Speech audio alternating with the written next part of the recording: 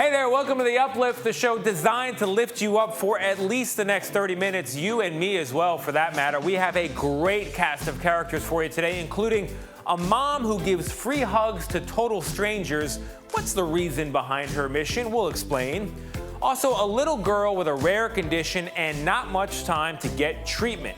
What happened to make her family's dream finally come true? And an award-winning artist that you have to see in action to really believe. Plus, we meet two sisters who did not even know the other existed until now. That's the moment. What brought them together? We'll get into it. Also, Jane Goodall recently received a unique tribute, and it's one that our kids might like. What is it? We'll show you. All that, plus our most heartwarming videos of the week. You're watching The Uplift.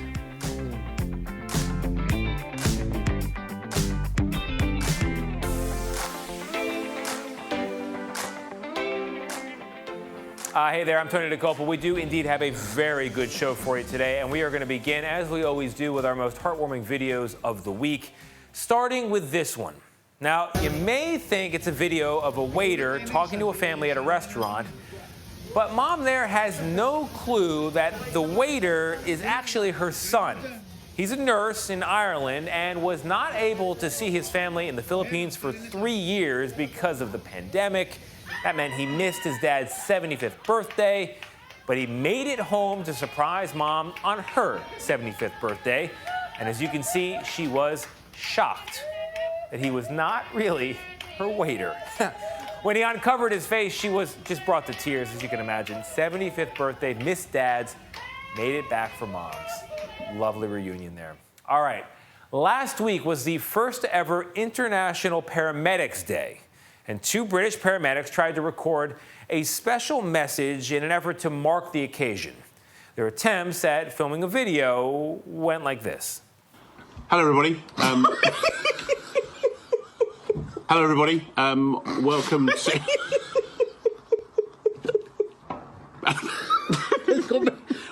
Hello. Oh, hang on. Good afternoon, everyone. My name is Dave Tomorrow, paramedic at Luton, and I'm sitting here with... Joe Cartwright, another paramedic from Luton. So we're here to talk about International Paramedic Day, which is on the 8th of July. Tell me, Joe, what does that mean to you? Sorry. Tell me, Joe, what's it like being a paramedic? It's good. No.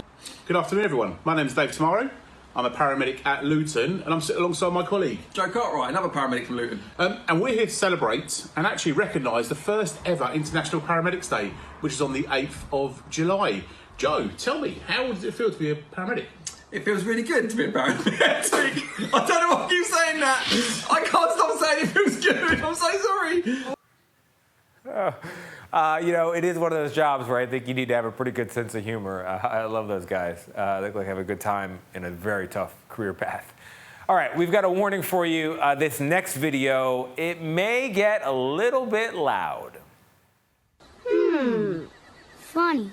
Yes, but not funny, haha. Funny, weird. Cue the dogs pawing at the TV and howling along with them. Now, if you think those two huskies are too loud, think of how their fellow dog Zoe feels about it all. Zoe has learned how to deal with Nico and Jackson's howling just like we would. She wears headphones. We got another dog video for you, so don't worry. This one's a little bit quieter. Take a look. Baker, a 13-and-a-half-year-old golden retriever, still dancing. You got a compilation on your screen right now of his dinner dance, and this compilation went viral.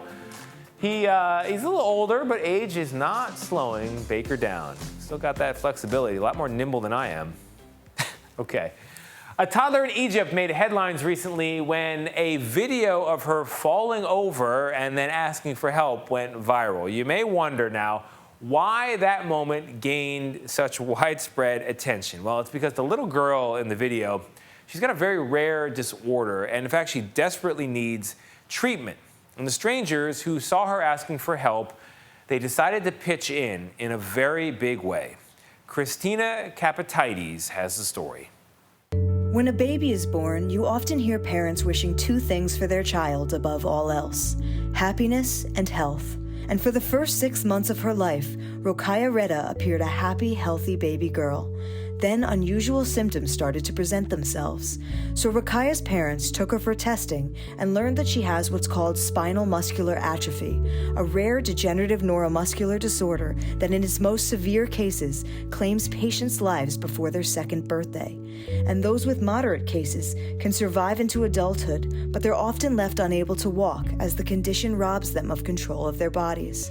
There are drugs to treat SMA in young children, but the most effective one is often referred to as the most expensive drug on earth.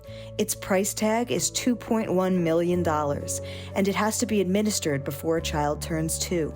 By the time Rokhaya's parents were faced with that Herculean feat, her birthday was just a couple weeks away.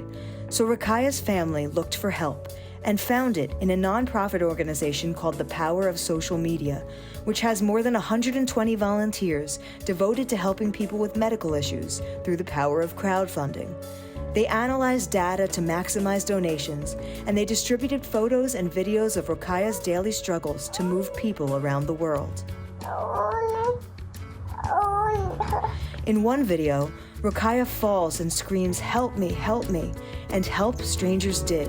In just 3 weeks, they reached their goal, thanks to countless donations, most small, just $1 or $2. Some kids even writing that they had emptied their piggy banks for the cause. A testament, yes, to the power of social media, but also to the human heart, amounting to a very big miracle for a very lucky little girl. That's why they call it The Uplift. Coming up, we introduce you to an artist you'll have to see to believe. Plus a mom who gives out hugs to strangers, and she's started a movement in doing it. What's the reason behind her free hugs to total strangers? We'll explain.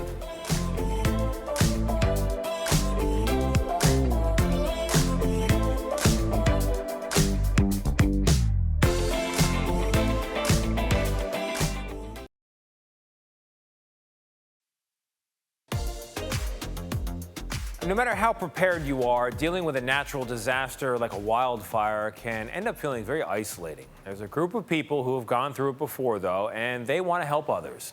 CBS Sacramento's Andrew Habner has the story. It's not if, it's when. Janine Cicchini was driving home from Rio Vista and saw the plume of smoke. It was trauma. It's a feeling all too familiar to residents in this area. People who live in the foothills are very aware of fire. They're very accustomed to it, and they're always, as we call it, ready, set, go. Clothes, bedding. But that feeling has taken a toll. People are petrified. In response to the fear of that unknown, residents took to social media to help one another. We created these fire groups for people to have a place to come together and vent and share resources and kind of help each other. Residents post fire updates on site, while others, former Caldor fire evacuees, provide tips on what to take with you and what's important in your first evacuation. The last time we were evacuating, people were really worried about things, at least the people I was talking with. And this time they're like, I just want to get my kids and my livestock and loved ones out safely.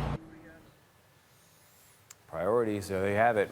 All right, our next story needs little introduction. It's about an award-winning artist that's also a pig. I'm not kidding. Here's Adrienne Moore with the story. I already love your work. It's beautiful. This pot-bellied Pigcasso is proof that cloven hooves carry a lot of creativity. The first series that she did was her blue period. So that's kind of where the Pigcasso came from. Then she does a really pretty kind of pinkish red. So that's kind of her Georgia O'Keeffe phase, if you will. 2-year-old Charlotte is the animal artist behind nearly a dozen abstract pieces. This is 100% unique, original Charlotte art. Using kid-friendly, non-toxic paints, her owner, Jenny Manueli, sprinkles Cheerios and granola around the canvas, and then lets the nearly 300-pounder go to work. She's got unique style, and each one is so different, but it's just fun. It's super fun to see her create something and see the results. And those results don't stink. Charlotte's work recently scored some big recognition, earning her blue ribbons for first place at both the Motherlode and Calaveras County fairs. It brought tears to my eyes just because the point's getting across, the message is getting across. This is for fun This is for smiles. This is for inspiration. A first-of-its-kind win for a four-legged contestant with skills so popular, she now has her own Instagram, or in this case, Instaham account. I know what she's brought into my life. If I can share that with people, that's what it's about. I think my favorites are the ones that still have the granola and Cheerios stuck to them. That's perfect. Pigcasso, good name. All right, moving on to our next story. Soccer star Carson Pickett recently made history during her first game with the U.S. women's national team. Now, Pickett, who was born without her left forearm and left hand, became the first person with a limb difference, as they call it, to play on the team. Here's what she said about finding out she was going into the game. It's been incredible. I think coming in at 28 seems old sometimes, but hey, with so many young players, it's just awesome to see the youth that's coming up and the veterans that are here, and it's such a good mix, and I felt like I came in at the right time. If I came in earlier, I honestly think I would be so nervous and things like that, and I was just able to come in, play, and just be around, honestly, great teammates. Bravo. You can find more of our heartwarming stories on our Facebook page. If you want to know the address on the internet, that's facebook.com/upliftnews. Coming up, Jane Goodall has been a world-renowned conservationist for decades now, and she recently received a new honor you might not expect, but it's something your kids might like. Plus, we introduce you to two sisters who didn't even know the other existed until just very recently. I'll tell you what brought them together after the break. Stick around.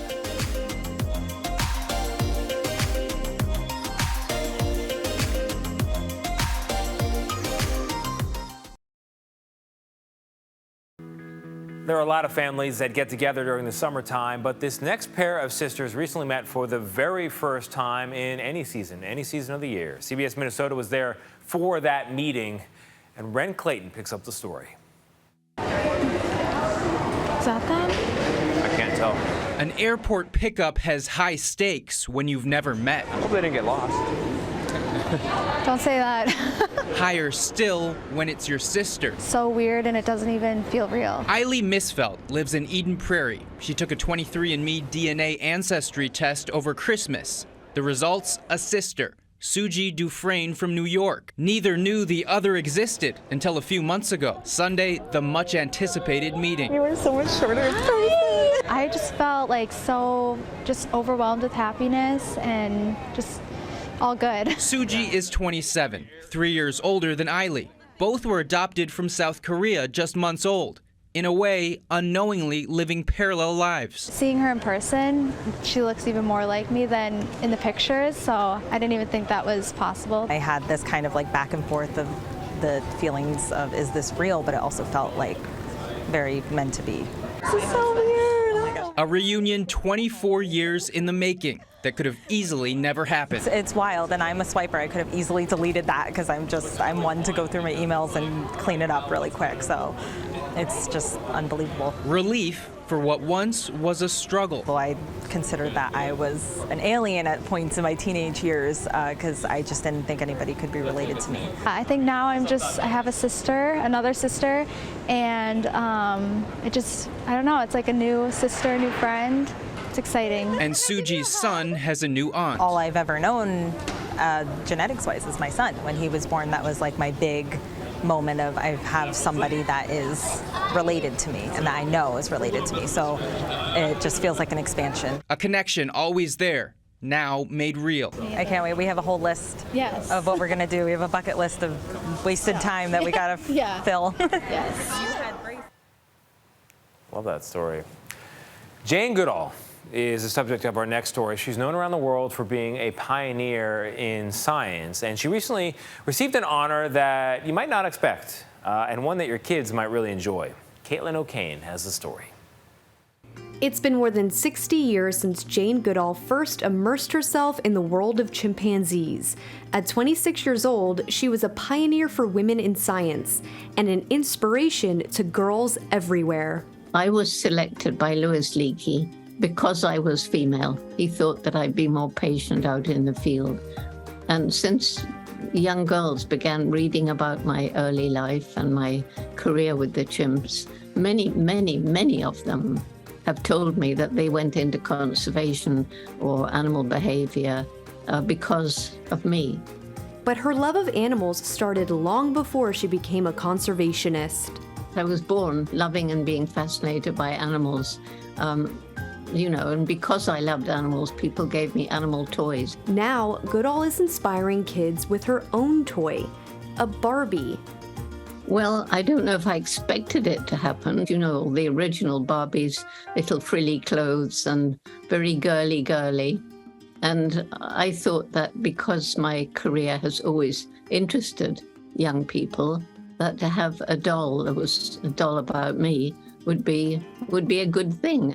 Goodall may not have expected to become a Barbie at 88 years old, but it's not just any doll. It's made out of recycled plastic. And Barbie is partnering with the Jane Goodall Foundation and its Roots and Shoots program, which inspires young people to protect others, animals, and the environment. No, the main message is every day you live, you make an impact on the planet, and you get to choose what sort of impact you make. And even small kid-sized impacts can lead to something big. There was a little boy of 7 in Burundi, and I had given a talk to the school, and he came up to me and he said, "If I pick up a piece of trash every day, it will make a difference, won't it?" And I said, "Yes, it will. And suppose you persuade 10 of your friends to pick up a piece of rubbish every day." He said, "Oh, that would really make a difference. And then they could all get 10 of their friends, couldn't they?" So that's it. The cumulative effect of small actions can lead to big change. She's been inspiring young people for decades. Now, newer generations will get a whole new experience with Jane Goodall. I sincerely hope that it will help to create more interest and fascination in the natural world, because hopefully, if they don't know, they'll learn more about me, and that will get them interested. It doesn't really matter whether they have a career in conservation, as long as they live conservation in their daily lives. Rooting for you, Jane. It's a great addition to your many tributes over a long and successful life as a conservationist. All right, coming up, we're going to meet the mom who made it her mission to hug perfect strangers. What's behind her movement, Free Hugs for Moms.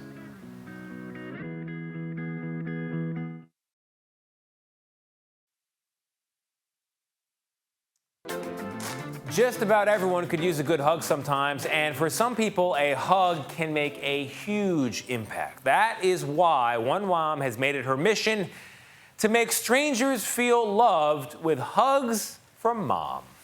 David Begnaud, you guessed it, has the story.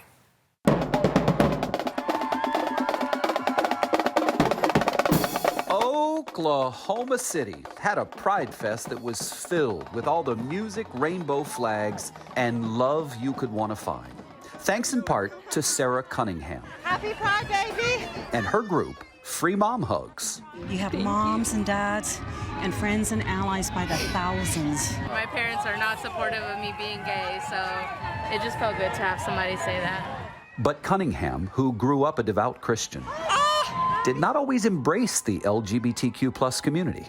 In fact, when her son Parker, now 33 years old, came out to her when he was a teenager, the mother of 2 rejected him. I really thought that he was going to burn in hell for eternity, and I thought if I accepted this about him, that made me just as much of a sinner than he is. You never forget, things that were said or things that were done, but it's through kind of telling our story together that I think has really helped us just understand the journey better. So many kids who were gay don't even have the courage to say it to their mother. He did, and you still didn't welcome it. That's not to apply shame. No, I understand. It's to tell people watching to not do it. He was sharing the most tender, intimate part of himself, and I denied him that. That still haunts her. The guilt that he probably felt, and I certainly do now. And we've worked through a lot of things, but you can't get rid of those memories. She went through some pretty deep soul searching, and that is what led to a change of heart.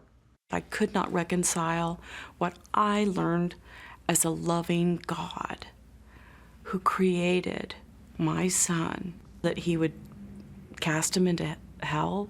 Was there a moment where you said to him, I hear you and I accept you? Parker and his friend were here, and we were in the backyard, and his friend was sharing a story, and I could see self-harm marks on his arm, and he shared about how he had been alienated from his family and his church group. And it was there that I just felt such unconditional love for that person I hardly knew. And she never forgot it. You doing okay? In 2015, she started Free Mom Hugs, and she's been hell-bent on showing up for the LGBTQ plus community consistently. You could have helped serve food, you could have marched in the parade, like why a hug?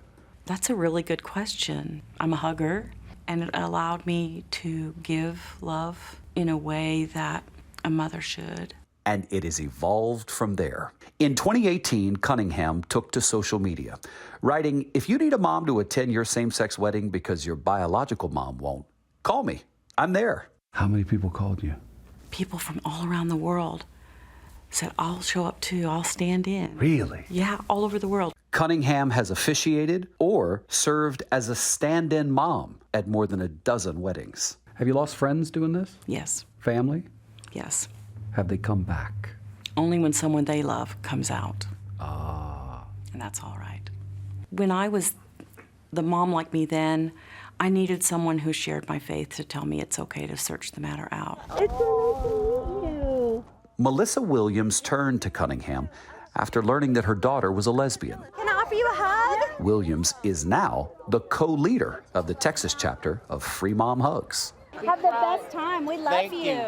Happy Pride, y'all. Last weekend, she drove the 2 hours to Oklahoma City to give some hugs. This makes me cry. For Herod Aspen, whose mother passed away before she came out, the connection is one that she longed for. Having somebody who represents a mom, just being accepting and loving, is extremely important. And it's people like me and others that I know, just that one hug means everything. It makes my eyes water when I think of the love and the outpouring of just community. This is what it's all about. In the nearly 10 years since she gave her first mom hug, Sarah Cunningham is now traveling parts of this country with her son, shedding her shame, forgetting her fear, and joining in the joy. You feel loved? Very loved. Love has come full circle. Over the course of this interview, you have said in a roundabout way about 3 times, the Lord said to me, and it's occurring to me that you got all twisted up about what people said the Lord meant. Yes. Rather than directly what the Lord was telling you to do. Yeah, and that's what I couldn't reconcile. Yeah. That's sweet. I never heard it said that way. Thank you, David. You can always count on David Begnaud, and you can always count on The Uplift. That is our show. I'm confident it brightened your day and lifted you up. And if it didn't, as I always say, rewatches are free. I'm going to scout some more good news. See you next week.